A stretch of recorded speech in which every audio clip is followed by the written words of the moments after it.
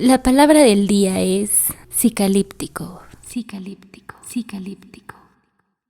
¿Qué tal? ¿Cómo están? Hoy es lunes 6 de abril, el día 24 de la cuarentena, desde algún lugar de la provincia mexicana, modestia aparte.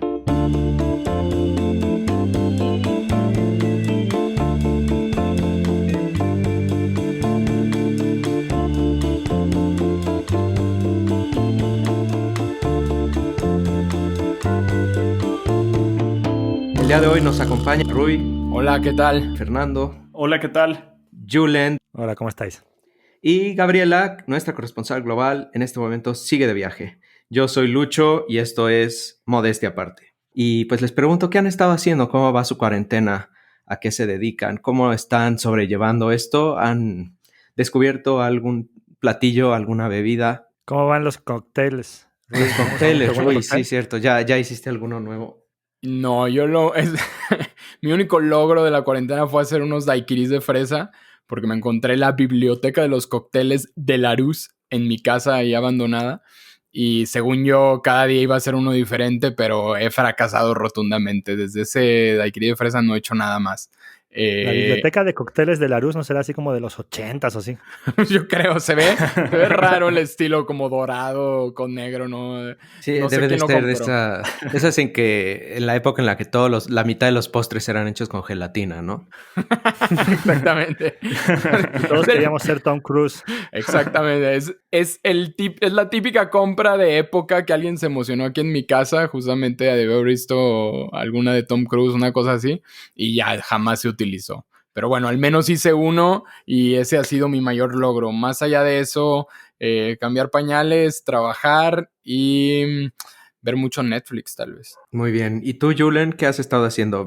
Escuché por ahí que habías estado yendo al súper. ¿Fuiste físicamente o lo hiciste en línea? Hoy he recibido el súper en línea, lo hice hace 2-3 días, pero esto me ha llevado un montón de tiempo. Entonces, estar atentos de cuándo van a venir, que te llaman por teléfono para decir lo que tienen, lo que no, y luego ir limpiando con cloro cada uno de los artículos porque estamos en plan guerra contra el virus total. Entonces, esto ha sido un rato largo.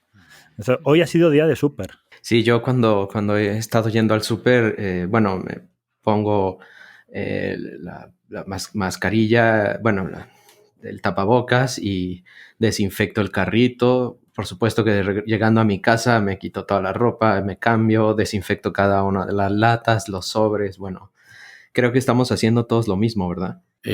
No. Rui, ¿no estás desinfectándolo todo? O sea... No estoy desinfectándolo todo. O sea, estoy como en un modo, ya me aislé y si por algo me contagio, que porque una bolsa de Walmart, una cosa así, pues ya creo que se lo dejaré al destino. Y está pasando con estropajo los huevos, o sea, 2 docenas de huevos que estaba pasando con estropajo. Bueno, híjole, Tal bueno. cual. Pero espera, o sea, Eso hay que hacerlo siempre, hay que hacerlo siempre. Esto... Hay que hacerlo siempre. Yo normalmente no uso el estropajo, pero bueno. Ok, tenemos que cambiar de tema. Fernando, ¿qué estás haciendo? ¿Cómo han sido tus visitas al supermercado? Pues igual, enjuagando los huevos, y pues también limpiando un poco el súper que llega a la casa.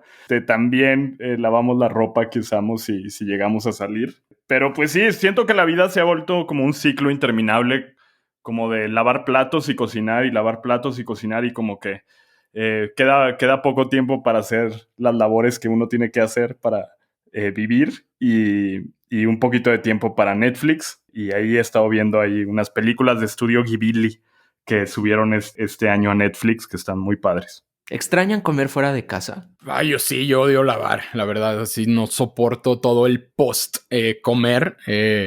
Sí, no, la verdad, yo sí soy muy de ir a comer afuera. Totalmente, acá de este lado también. Yo también. Y hay días en que, yo sé, esto es una vergüenza, pero hay días en que muero por un McTrio de Quarter Pounder con queso. Sí. Pero eso lo puedes Extraño. conseguir en línea, ¿no? Aquí en la provincia mexicana domicilio, no es tan fácil. Pasar esa Big Mac con las aguas negras del imperialismo yanqui, una buena Coca-Cola, es algo que sí, la verdad, también extraño de este lado. ¿No tienen Coca-Cola? No, sí, Coca-Cola sí hay, pero la Big Mac no.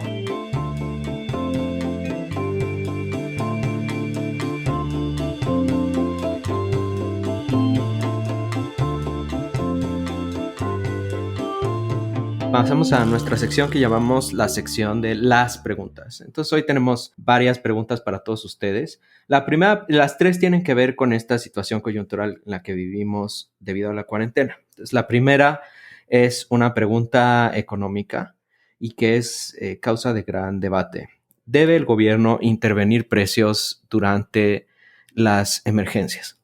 Yo le pregunto primero a Fernando, que fue quien propuso la pregunta, ¿por qué te interesaba si el gobierno debería intervenir precios o no? Es que la motivación nace de que vi muchos comentarios en redes sociales de personas pidiendo controles de precios para asegurar que aquellos que tienen un ingreso más bajo o tienen un ingreso más limitado pudieran conseguir bienes esenciales. Vimos escenas todos en supermercados de personas acaparando gel antibacterial, papeles de baño y creo que esas imágenes provocaron en muchos la idea de que los bienes estaban acabando y que los que se están vendiendo a precios muy altos. Entonces, pues, de ese problema económico, pues creo que hay una discusión muy interesante sobre qué límites debería de tener el gobierno de intervenir en la economía. Por esa razón propuse esa pregunta. Una pregunta paralela sería si los límites de la intervención del gobierno en la economía deben ser los mismos en circunstancias normales y en circunstancias de emergencia o de crisis como la que ahorita estamos viviendo. ¿Qué dices tú, Julen? Pues bueno, yo creo que en una situación de emergencia estos límites se deberían relajar en el sentido de que el gobierno debería establecer una mayor intervención, debería tener una mayor capacidad de intervención, ¿no? En el sentido de que ya está mucho más definido el problema contra el que se quiere combatir y pues entran algunos criterios de justicia que tal vez en situaciones normales pues no consideraríamos, ¿no? Yo creo que algo parecido pues han hecho empresas privadas. Lo hizo Amazon prohibiendo, de hecho, la actuación de determinados perfiles que consideraba que habían estado poniendo precios altos porque habían acaparado gel antibacterial o mascarillas, que son así los dos productos al por menor que más podían subir este tipo de precios. Y esto Amazon lo hizo claramente porque seguramente tenía miedo de que su imagen iba a salir muy perjudicada por permitir este tipo de interacción, ¿no? Entonces yo creo que el Estado pues debe hacerlo exactamente por la misma razón, con el mayor agravamiento en su caso de qué pasa si fracasa el Estado. ¿Qué es más grave para la población? ¿Que suban los precios o que escaseen los productos? Pues yo pensaría que lo segundo. Bueno, ¿cómo decirlo? Al menos un buen ejemplo de esto, por ejemplo, en Corea están haciendo colas, ¿no? Lo típico que pasa cuando el gobierno controla los precios de esta manera o hasta veces la producción, se hacen estas colas y ni siquiera sé si en términos más económicos de la pandemia es deseable tener a la gente ahí formada por horas, ¿no? Dado que pues tal vez aumente el riesgo de contagio. Y a la vez, pues sí, o sea, si hay una falta, o sea, me pongo a pensar en la gente que se forma y no alcanza mascarilla, no sé, el costo de esa persona, o sea, de esa persona ejemplar, pues debe ser muy alto, ¿no? Hizo toda la inversión de tiempo para conseguir el producto y al final del día ni siquiera lo consiguió y probablemente se puso en riesgo. Entonces, me suena más grave la cuestión de la escasez. Sin embargo, tampoco encuentro soluciones fáciles a esta situación cuando se empiezan a acaparar, como decían ya Fernando y Julen, los productos, cuando faltan aún con los precios de mercado, hay personas que tienen difícil acceso a ellos. Es toda una pregunta que no me sé contestar. Ahí creo que hay otra pregunta adicional y es si es la única solución que tiene el gobierno para asegurar que no exista escasez en los productos. Yo estaría de acuerdo en la pregunta de Luis, que es más grave que escaseen los productos y la teoría económica nos diría que si los precios están dados por el mercado, o sea, por las decisiones individuales de las personas, entonces esos precios van a reflejar la escasez de esos productos y van a señalizar a los productores que hagan más de algo. En este caso, en estos momentos, pues mascarillas, respiradores artificiales, etcétera, ¿no? Entonces, pero creo que la teoría económica no nos da suficientes herramientas para contestar una pregunta, y es, ¿qué pasa cuando la escasez relativa hace que los precios sean tan altos que solo los que más pueden comprar esos productos, y los que menos tienen no los pueden comprar? Y creo que ahí está el problema fundamental, ¿no? Donde tal vez pueda señalizar a los productores que se necesita más un producto liberal, con los precios libres, pero personas que tal vez necesitan ese producto, productos básicos, no los van a poder comprar. Luis, yo te voy a negar la pregunta. Claro que si los productos escasean, pues nadie los va a poder comprar, ¿no? Si los precios se limitan, entonces se establece un mercado negro en donde no solo las cosas son caras, sino que son lo más caras posibles, ¿no? Entonces, ahí no entiendo exactamente a qué te refieres, Fernando. Yo me refiero a que va a haber gente con el suficiente dinero para comprar los productos caros, y va a haber gente que no, con pocos recursos, que no los va a poder comprar. No creo que el sistema de precios sea perfecto en estos casos para resolver ese problema, que es un problema esencial de justicia. Entonces creo que puede haber soluciones intermedias. Si se considera que esta es una solución, la intervención ¿Cuáles del son gobierno esas en los soluciones precios, intermedias? yo no me atrevería a decir una en específico, pero vi el caso de Dinamarca, donde están controlando el precio de la compra de un primer producto. Es decir, si tú quieres un gel antibacterial, el primer gel antibacterial que compres va a estar a un precio regulado estándar antes de la crisis, y el segundo que compres va a estar a precio de mercado.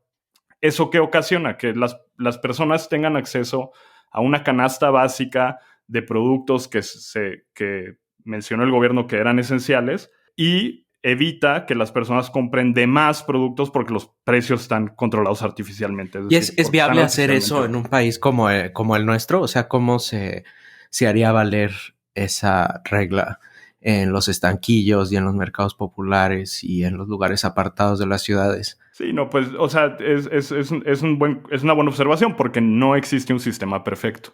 Y no existe un sistema perfecto para nada de las cosas que hace el gobierno. Entonces, pues obviamente hay muchas formas de darle la vuelta a esto, pero creo, un sistema mejor que la simple libre flotación de precios en situaciones de crisis. Yo, una pregunta. Estamos o sea, no entiendo cómo podemos estar a favor de que tengamos una libertad de mercado, por ejemplo, con los respiradores. El tema de que es mejor que haya una escasez de producto o que suban los precios es una pregunta, es una dicotomía falsa, porque de hecho cuando suben los precios es porque hay escasez de producto. Y particularmente en una situación de emergencia no hay un tema con la producción. O sea, aquí no estamos viendo si se van a producir más. Está lo que hay, y dado que hay un pico de demanda, hay que asignar las cosas como sean. Entonces, no es un tema de que va a haber un incentivo para producir más dentro de 2 meses y va a haber un... No, es que ya hay los respiradores que hay. Entonces, hacemos una subasta a nivel de país, bueno, yo creo para ver quién es el que paga más, porque eso sería un sistema de libre mercado. Sería un sistema que yo tengo respiradores y, oye, en mi libertad, pues ofrezco los respiradores a quien más pueda pagar por ellos, y sean millones de pesos, pues son millones de pesos, será muy eficiente, porque aquellos que están ganando y me pueden pagar millones de pesos seguramente tienen una vida que vale más. Ese criterio de eficiencia del libre mercado es muy dura, ¿eh? Desde luego, sí, la pregunta no iba dirigida hacia el caso de los respiradores o los ventiladores, sino al productos más tradicionales como el papel de baño y la comida, que ahorita desaparece rápidamente de las repisas de los supermercados y de mercados en general. Independientemente de estos motivos que ustedes mencionan, de que, bueno, a lo mejor los productores aumentarían la producción al ver que el precio de sus bienes se eleva, yo creo que hay una situación inmediata, que es que cuando los precios se elevan, las personas autorracionan, ¿no? O sea, cuando uno sabe que el precio de las cosas no puede subir, entonces es más razonable acaparar, que cuando uno sabe que, pues, cuando las cosas están más caras, pues uno dice, pues solo voy a comprar una cantidad menor. Pero ahí estamos asumiendo que todos tienen... para los demás, ¿no? Sí, pero estamos asumiendo que todos tienen un mismo nivel de ingresos, y esa es justo la razón por la cual planteo esta pregunta. Que va a haber personas que no van a tener para comprar una tapabocas que cueste 200 pesos. Sí lo van a tener para que que costaba 5 pesos. Sí, solamente que si sabemos que si el precio se mantiene fijo a 5 pesos, pues las personas que lo van a comprar van a ser las que puedan llegar primero y pasarse más tiempo en la cola, o las que puedan pagarle a alguien para que llegue primero y haga muchas horas de cola. Y para los Pero que eso puedan sería comprar asumiendo los un control de... tapabocas, Eso sería asumiendo un control de precios total, ¿no? Yo lo que estoy diciendo es control de precios en el primer producto, ¿no? Bueno, el segundo paso... El asunto del control de precios en el primer producto es que yo considero que las circunstancias sociales y institucionales en Dinamarca son unas. Y yo francamente no veo cómo un gobierno local o estatal puede verificar que en los mercados populares y en los estanquillos las personas estén llevando a cabo esta noción ¿Y si lo de que hicieran los van a privados comprar voluntariamente? O sea, Sí, si se eso es les lo que hemos visto persuadiera que para están que lo haciendo hicieran.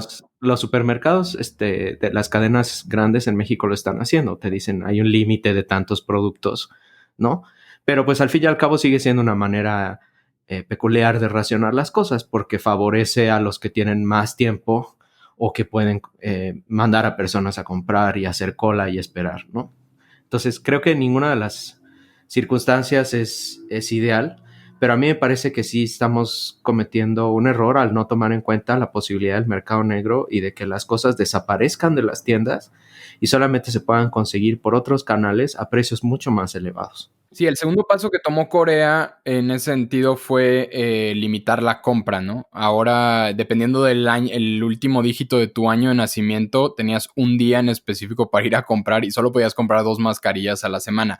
No sé cuáles hayan sido los resultados en sí, pero bueno, fue a lo que tuvieron que llegar porque justamente estaba pasando lo que mencionó Luis. Pero bueno, tenemos que seguir.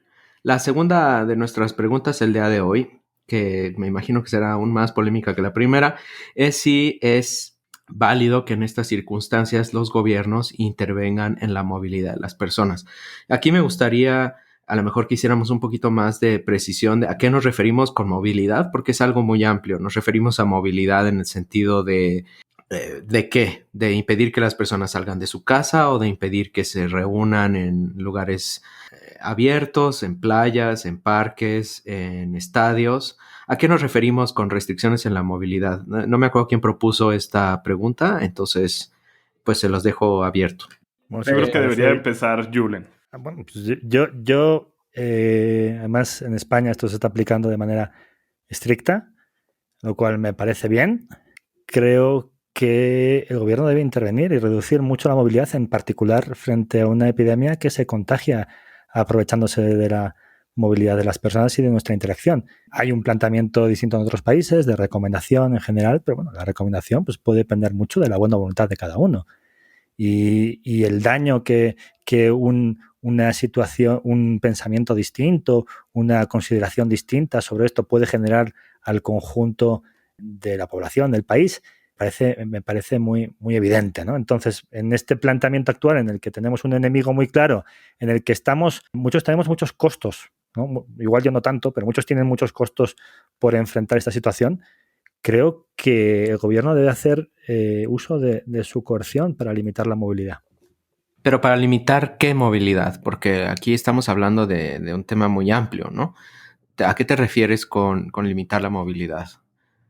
¿Qué movilidad específicamente? Prohibir reuniones de un gran número de personas y en general tratar de impedir movilidades no esenciales que tengan que ver con actividades que no se estén considerando prioritarias en función de una evaluación genérica de cuáles son los sectores prioritarios para el país. O sea, yo parto de la determinación de que para la sociedad se ha establecido un objetivo prioritario que es combatir el virus, entonces en función de eso se pueden establecer otro tipo de actividades secundarias y yo debo decir, oye, ¿sabes qué?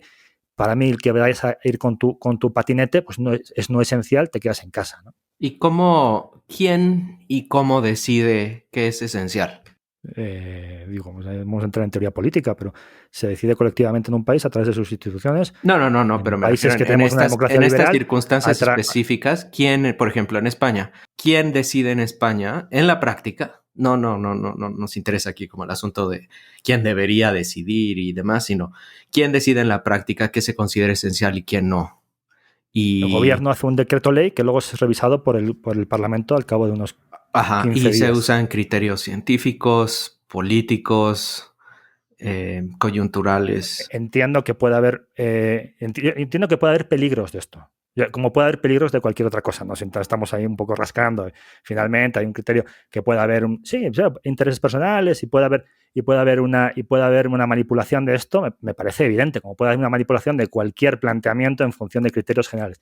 Pero creo que un buen funcionamiento de un Estado ha de considerar limitar la movilidad cuando la movilidad en sí es uno de los factores que más está incidiendo en un contagio masivo que puede tener consecuencias catastróficas en un país, estoy totalmente a favor. Bueno, si pudiera opinar ahí, entrar ahí a la discusión, yo estoy totalmente en contra de que el gobierno limite cualquier tipo de movilidad, incluso en tiempos de crisis, a pesar de que este es un virus que se contagia precisamente por aglomeraciones de personas.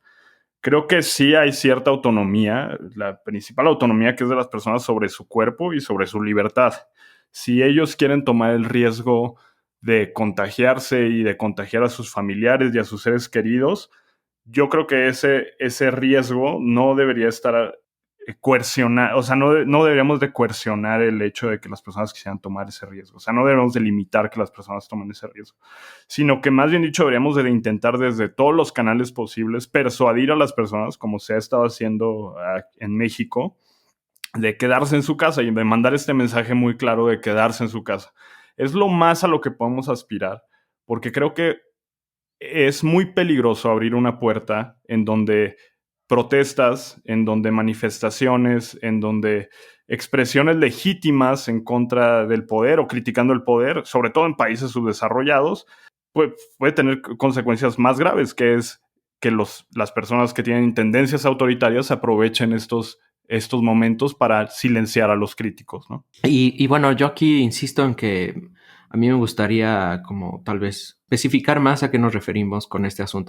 ¿A qué nivel del gobierno le corresponde tomar estas decisiones? ¿Al local, al estatal o provincial, al federal o central, ¿no? O sea, ahí como que no me queda claro. Y una cosa, hay diferentes maneras en las que uno puede intervenir. Existen las sanciones administrativas de, bueno, usted está saliendo aquí sin ninguna razón específica, entonces le vamos a poner una multa.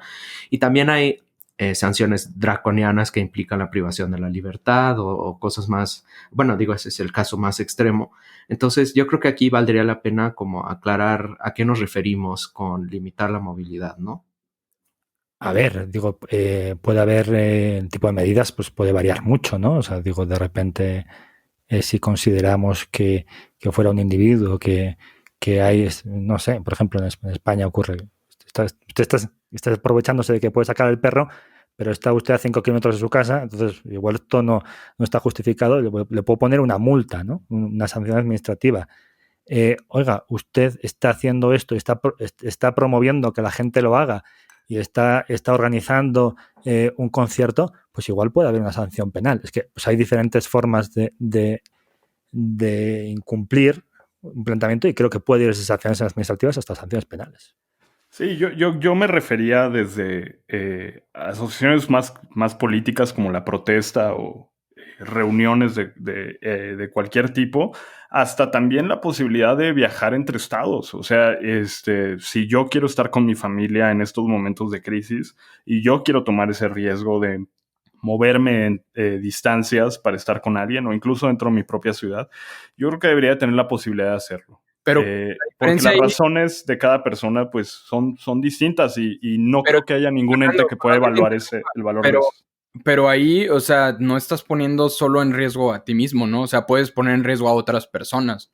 O sea, si fuera una situación en la que tú salieras, te enfermaras y ya está, pues bueno, adelante, creo que estaría completamente de acuerdo con lo que dices, pero el problema justamente de esta pandemia es que uno puede salir y aunque sea una salida bien intencionada, puede terminar afectando a terceros que no tienen nada que ver con el problema, ¿no?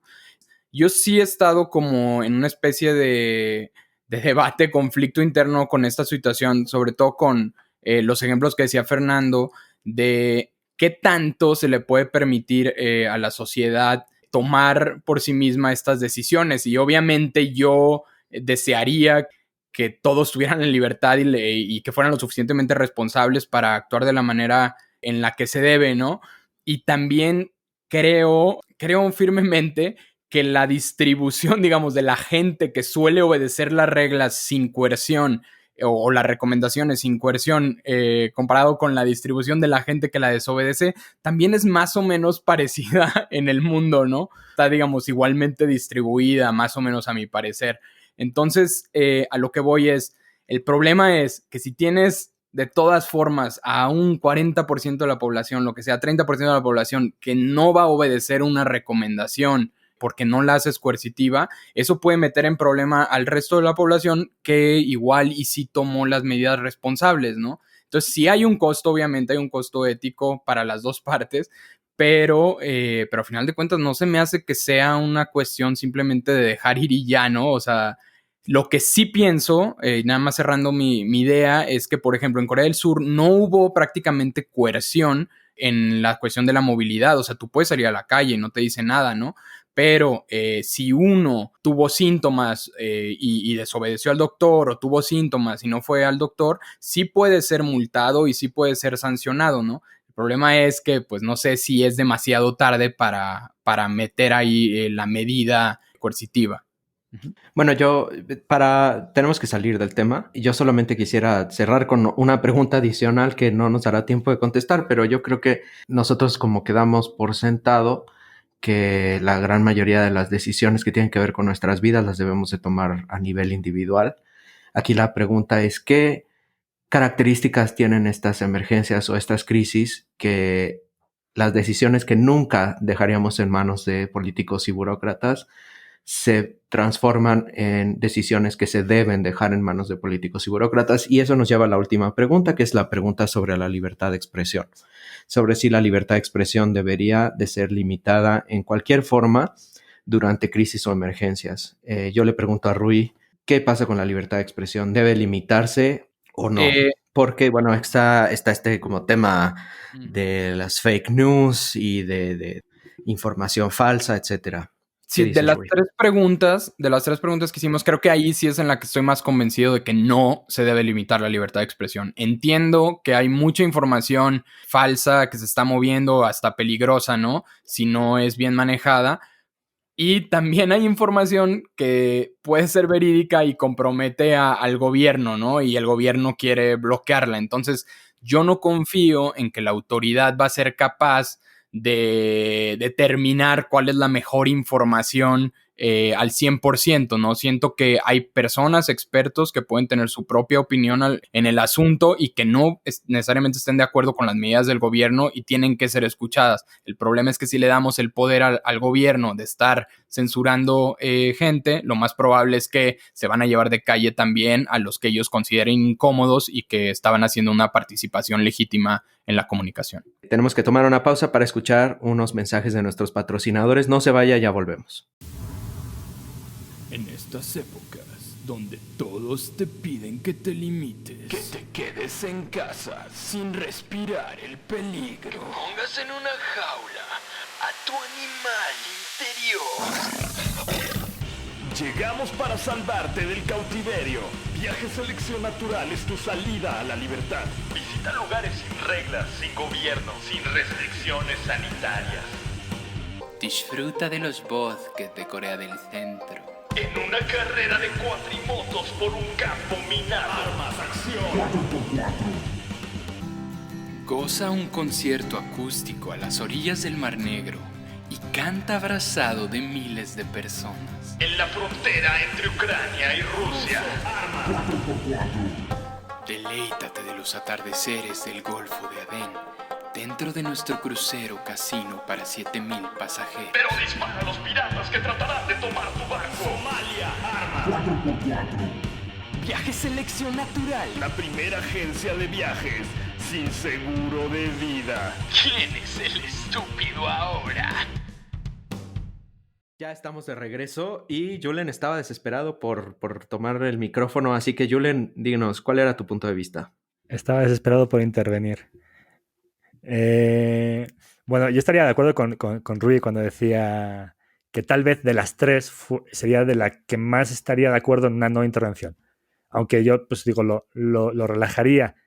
Yo estaría de acuerdo en que la intervención tiene que ser menor o está solo justificada ante un agravamiento del estado de excepción. Y puntualizo. Por ejemplo, tal vez en caso de un estado de alarma, como se diferencia en el caso de la regulación española, tiene que ver más con enfrentarse a una situación natural, ¿no? Como esta, ¿no? Bueno, pues tal vez ahí está menos justificado la intervención. Aunque tal vez yo generalmente estaría en contra, por ejemplo, yo estoy en contra de la homeopatía, me parece que es una paparrucha, pero bueno, en situaciones normales pues diría, bueno, pues cada cual actúe de esta manera. Tal vez en situaciones de emergencia me parece particularmente grave la repercusión de este tipo de planteamientos médicos pseudocientíficos. Y entonces estaría igual más de acuerdo en intervenir en este tipo de casos que en otros. Y por poner una situación en la que sí estaría más de acuerdo en que se interviniera, pues pondría el caso de un estado de sitio, ¿no? Una situación en la que un país enfrenta una guerra. Entonces, enfrenta una guerra, entendamos que esto puede ocurrir, y entonces cuando enfrenta una guerra y tú estás mandando soldados, estás mandando gente a que vaya a combatir físicamente, a que se juegue la vida al frente, yo no sé si estaríamos de acuerdo con que se permitiera la libertad de expresión de medios del, pues no sé, del país enemigo o del enemigo en general en tu país. Pues yo estaría a favor de, en ese caso particular, oye, si estás dispuesto a mandar a tus hijos a que mueran, pues estaría a favor también de limitar la libertad de expresión del enemigo en mi territorio. Luis, Bueno, ¿y tú qué opinión tienes sobre esa última pregunta? Yo tiendo a pensar que la libertad de expresión es un bien fundamental para la supervivencia de la democracia, pero bueno, a mí la verdad es que esta discusión, bueno, no sé si Fernando quiere decir una última cosa antes de que No, cerremos para nada, estoy más segmento. o menos en la misma línea que todos. Lo único que diría es que pues hay que repetir y hay que repetir hasta el cansancio que ninguna persona, que ningún político, que ningún gobierno está libre de ser criticado en una sociedad democrática. Entonces, pues la libertad de expresión es el bien más valioso y nos puede ayudar incluso en situaciones de crisis a generar más ideas y propuestas y soluciones para salir adelante. Desafortunadamente, creo que seguiremos viendo movimientos hacia las limitaciones y hacia las restricciones de la vida normal y pues tendremos mucho más que discutir sobre esto en el futuro. Una última rapidísimo, Luis. Sí. Nada más así de opinión flash.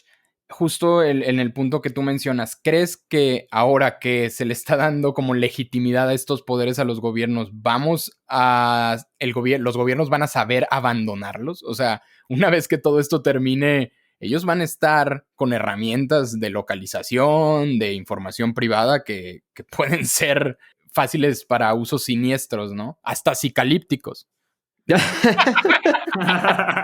yo creo que no sabes usar la palabra, pero invitamos creo que al público. No estuvo bien bajada esa palabra. No, yo creo que la palabra no era la conveniente. Pero bueno, mira, ya... Yo sé que era la conveniente, pero se nos estaba acabando el tiempo y nadie dijo... Debió de haber estado en la parte de movilidad y creo que deberíamos de evitar cualquier música que el gobierno llame a la gente a hacer bailes psicalípticos. El gobierno puede ser seductor a veces, ¿no sabes? Yo creo que hay que recordar que todas las verdades del universo están en Star Wars. Y yo creo que invito a todo el público a que vuelvan a ver Star Wars, los 9 episodios y sus anexos. En el episodio número 2, en Attack of the Clones, el sabio y siempre pacifista canciller Palpatine recibe apesadumbradamente poderes de emergencia que él jura y perjura que regresará en cuanto termine la crisis. Y pues ya sabemos la historia, ¿no? Ya que estamos hablando de cultura popular, vamos a nuestra siguiente sección, que es la sección cultural. ¿Qué experiencias culturales están teniendo en esta última semana? Libros, música, cine, televisión, cómics, arte. ¿Qué pueden recomendar para nuestros escuchas en estas épocas? Yo el último cómic que leí, novela gráfica que leí que me encantó, se llama The Electric State, que no sé si han escuchado de él. Las personas que hicieron las películas favoritas de Luis de Avengers Infinity Wars ya compraron los derechos para hacer película. Y bueno, creo que es bastante apropiado para estos tiempos. Obviamente nos va a aumentar un poco la paranoia a lo que puede llegar la tecnología y cuestiones de ese estilo cuando tiene mucho poder. Pero lo recomiendo mucho. Más que nada tiene un estilo diferente. No es una novela gráfica convencional, no es, son cuadros como los conocemos normalmente, sino que son casi pinturas al lado de texto narrado prácticamente como si fuera una novela. Pero los dibujos son tan buenos que logran un mood bastante, no sé, me remuerde, no sé, un poco, no sé cómo explicar, es un poco siniestro y se ve un futuro bastante posible donde hemos creado una inteligencia artificial que ya nos enganchó sin que nos diéramos cuenta en videojuegos y en una especie como de mundo alternativo, pero en realidad nada más nos está chupando ahí la vida, ¿no? En fin, léanlo porque no les quiero arruinar el final.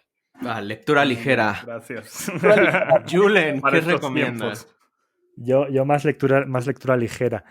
Lo que estoy leyendo ahora, entre varias cosas que pues yo tomo varios libros, no tomo uno del principio a final, sino que tomo varios de manera paralela.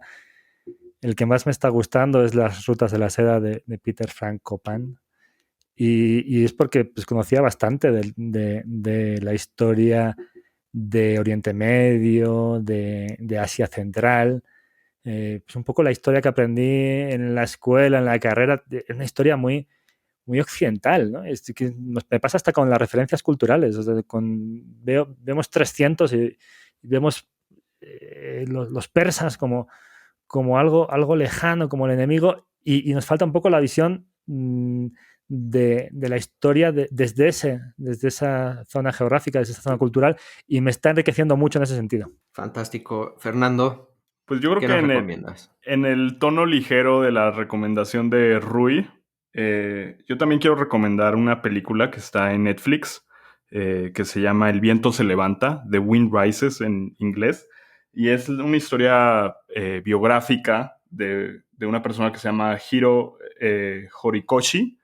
Es la persona que inventó estos aviones japoneses durante la Segunda Guerra Mundial llamados Zero, los Mitsubishi AM-6, estos temidos aviones japoneses. Y es la historia de una persona que era una apasionada de la aviación y de la ingeniería de aviones y se ve forzada, porque él no lo quería hacer, a diseñar aviones para la guerra, a diseñar aviones de destrucción.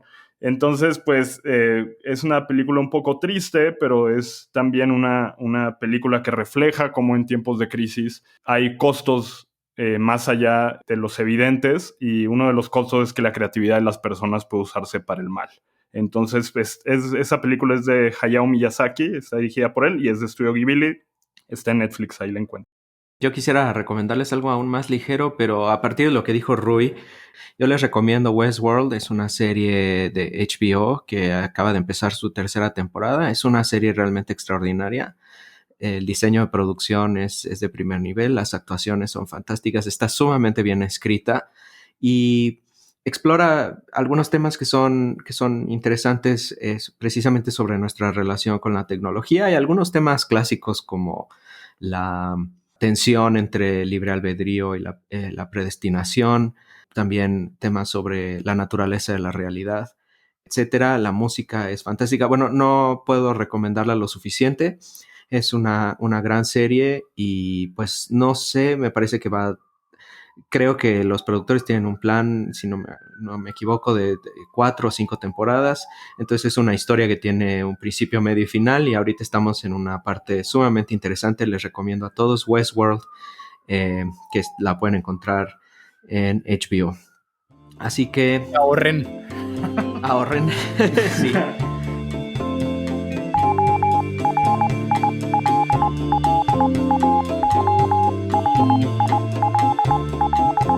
Estamos ya rumbo a la última sección del programa, que es la sección que probablemente más nos gusta porque es cuando nos acercamos a ustedes, los radioescuchas.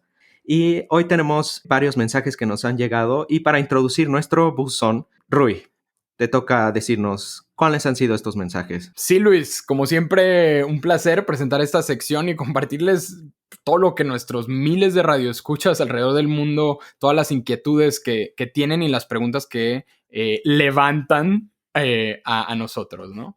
En fin, la primera carta que tenemos aquí es de Francis Bastiat. Francis Bastiat es de Torreón, Coahuila. Bueno, ahora fue local. Y él lo que nos pregunta es justamente por nuestra corresponsal Gaby. Dice, ¿por qué Gaby no los ha acompañado en los últimos episodios? Se extrañan sus coberturas desde países aislados. Querido Francis, una de las desventajas de tener corresponsales alrededor de todo el mundo y sobre todo que visitan países difíciles, digamos, es que a veces perdemos la comunicación con ellos. Gaby, para serte sincero, lleva un mes sin comunicarse con nosotros. La última misión en la que estuvo fue hacia Turkmenistán. Ella iba a entrevistar al mandatario Gurbanguly Berdimuhamedov. Y justamente lo que iba a plantearle es que en ese país se prohibió decir la palabra que hemos estado discutiendo sobre esta enfermedad. Entonces, creemos que... ¿Cuál palabra, Rui? Perdón, no puedo decir la palabra. Es que, al parecer, si yo hablo de Turkmenistán y digo esa palabra al mismo tiempo, me puedo meter en problemas. Entonces, pensemos que esta palabra está relacionada con el tema principal de hoy. Y estamos un poco preocupados porque Gaby justamente iba a hacer cobertura al dictador de Turkmenistán y le iba a preguntar por qué había hecho la prohibición de... O sea, no podemos decir esa palabra, pero sí le podemos decir dictador. No podemos decir la palabra, le podemos decir dictador, le podemos poner cualquier otro calificativo, siempre y cuando no digamos la palabra. Podemos decir que el nombre de Gurbanguly Berdimuhamedov es bastante complejo o cualquier cosa que se les ocurra. Sí, no, claro. Entonces, pues no sé que ustedes qué piensan de Gaby, que no se ha comunicado con nosotros. Pues digo, yo creo que es estamos preocupados por ella, su familia me contactó, están esperando un telegrama que les iba a enviar. Como ustedes sabrán, Turkmenistán está ahorita aislado de cualquier comunicación con el mundo. No, bueno, además también hay que decir que a Gaby le encanta comunicarse por telegrama, ¿no? Sí, claro. Sí, o sea, digamos, es una persona clásica en ese sentido, de que le gusta estas tecnologías más antiguas, ¿no? Más auténticas. Pues nada, yo decirle a Gaby que le recomiendo, en el tiempo que está allá, la cocina de Turkmenistán. Poca gente sabe esto, pero es ahí donde se originaron los dumplings famosos chinos o los mandus coreanos. Les llaman manti, de hecho, en Turkmenistán. Ah, ya, pues sí. Le recomiendo el manti de ojo de cordero, es delicioso. Con un té casaco, resbala muy bien. Para finalizar esta carta que sobre Gaby, te deseamos lo mejor, Gaby. Esperemos que estés en Turkmenistán, esperemos que estés bien, que hayas tomado un taxi y no hayas rentado un carro, porque, bueno, ahí tienen esta cuestión de que las mujeres tienen prohibido manejar. Como dice Fernando, que estás disfrutando una comida muy rica. Y por favor, comunícate con nosotros. Y de hecho, antes con tu familia. Un saludo, Gaby. La segunda carta, ahora sí, nos ofrece un planteamiento. Nos escribe Al-Isra Wal-Miraj desde una embarcación en el estrecho de Hormuz. Es la primera vez que recibimos una carta desde un barco petrolero. Aunque bueno, no sé si recuerden que sí habíamos recibido ya antes comunicados desde el mar. ¿Recuerdan esta soldado rusa que nos escribió desde su submarino en Kaliningrado? Ah, claro, Sí, claro. La que era de la bahía de Gatznak, ¿no? Sí, de la bahía Yelena. de Yelena, sí, Yelena. Yelena. Increíble sus palabras. Bueno, pero ahora nos escribe Al-Isra y está con un problema romántico y existencial. Aquí va la carta. Al-Isra dice, estimados modestos, tengo un problema. El amor de mi vida se encuentra en la embarcación vecina y su nave va a partir la próxima semana y ella no sabe que yo estoy enamorado de ella. Nosotros estamos obligados a permanecer a bordo por las medidas de prevención ante el coronavirus. Ya puedo decir la palabra porque no estamos hablando de Turkmenistán. Y bueno, dice, y créame, nadie más que yo quiere respetar las reglas. Sin embargo, al ser yo poeta, aparte de sobrecargo petrolero, creo que defender el amor verdadero es la mayor responsabilidad de uno como ser humano. Lo que quiere saber Al-Isra es, ¿qué harían ustedes, modestos? Sepan que yo tengo apenas 18 años y entiendo que el amor nunca se vive igual en otras edades. Pocas palabras, Al-Isra quiere que seamos realistas y pensemos, nosotros, de 18 años, encerrados en nuestra casa, el amor de nuestra vida está a punto de partir a otro lugar. En un buque petrolero, en su caso. Sí, acaba de mencionar que a Al-Isra le está pasando mucho más fatal que nosotros. ¿Qué harían ustedes? transpórtense a cuando tenían 18 años. No los quiero balconear ni decir la edad que tienen ahorita, pero bueno. Uf. Pues si con 18 años hubiera estado en un barco petrolero, tengo que hacer un repaso de mi vida, cómo he podido tomar esas decisiones y estar ahí. Desde luego sería una persona muy aventada. Creo que si uno tiene que cometer estupideces en su vida, pues igual es el momento de hacerlas con 18 años. Igual no va en la línea de las recomendaciones que podría hacer un líder de un país o de un barco responsable, pero si alguien debe romperlas, pues tal vez tiene que ser un poeta de 18 años. Yo estaría ahí de acuerdo A mí no me suben a un barco, pero bueno, ni de chiste. A ninguna edad. Yo creo que la carta de Alisra, y Alisra, si nos está escuchando, o sea, creo que refleja que alguien que puede estar atorado en un barco, que trabaja en un barco, está acostumbrado a estar aislado, pero el amor es el amor, y yo creo que pues no estás tanto en población de riesgo. Yo sí te recomendaría que fueras a ver al amor de tu vida en estos momentos. Totalmente bueno, pero no es como que le pueda decir al términos. capitán que dirija el barco al puerto de su conveniencia, ¿no? Con No, 18 para nada, años o sea, te tendrá avientas que- sin salvavidas. O sea, para esas cosas. No sé, yo creo que hay que... O sea, mandamos nuestro apoyo moral y Mira, psicológico. yo creo que, o sea, por la hasta- carta de hasta el Alisra, yo Medio creo que Oriente. está encallado en un puerto. Se puede bajar del barco. Yo digo que se baje. Bueno, no todo mundo, porque hay puertos en donde no te puedes bajar, ¿no? O sea, digamos que nuestra sí. responsabilidad es decirle a Alisra, mira, no está bien que te bajes del barco, no está bien que vayas, pero si yo tuviera 18 años, Pero probablemente haría lo mismo, ¿no? Sí, yo creo que sí. Bueno, esto no es como la película del Titanic, ¿no? O sea, Bueno, ¿quién se acuerda de cómo se siente estar enamorado de esa edad? Yo la verdad recuerdo que es un sentimiento demasiado potente, o sea, no es algo ni siquiera que puedas controlar, ¿sí? Entonces, tú, yo sigo enamorado con esa Sí. intensidad, así que no. Ah, bueno. pues Yulene, Yo No sé también, por qué la sin restricción de duda. edad. ¿no? ok, eso demuestra que aún a la avanzada edad la gente se puede seguir enamorando igual, entonces, ¿no? si la pareja... Pero si tienes 18 y no estás en la población de riesgo, ¿no? Ahí cambian un poquito las cosas. Si tienes 60 y estás enamorado pasionalmente de tu esposa, y te felicito, o de tu esposo, pues ya no está tan fácil bajarte del buque. Pues bueno, Oye, y yo tengo la curiosidad, o sea, ¿esta carta te llegó por correo postal o por las redes sociales? no, bueno, depende. ¿O un Todo email? depende. Llegó por mail, ¿no? No. Fíjate que el 80% de nuestra correspondencia llega por telegrama. Justamente por eso es que podemos recibir cartas desde lugares donde ni siquiera hay internet, ¿sí? Entonces, pues bueno, si los que quieren enviar y comunicarse con nosotros, solo escríbanos al correo electrónico que aparece en pantalla si tienen internet, o mándenos un telegrama a la dirección que también va a aparecer en pantalla después del correo electrónico. Bueno, pues Alisra nos ha puesto en jaque. Yo creo que si consideramos que el amor es lo más importante en el mundo, puede ser válido su planteamiento. Es todo por hoy Muy con bien. el Buzón Internacional. Agradezco que hayan escuchado las cartas de nuestros seguidores. Ya nos vamos. Esta es una emisión más de Modestia Aparte. Renan Joffre compuso nuestro tema, Arturo Castelazo es el diseñador de nuestra imagen, Rui es nuestro director editorial, la producción está a cargo de Fernando, nuestra corresponsal en el mundo es Gabriela, nosotros somos Julen, y Lucho. Nos vemos la próxima vez. nos vemos. Descansen. Cuídense. Hasta luego. Hasta luego.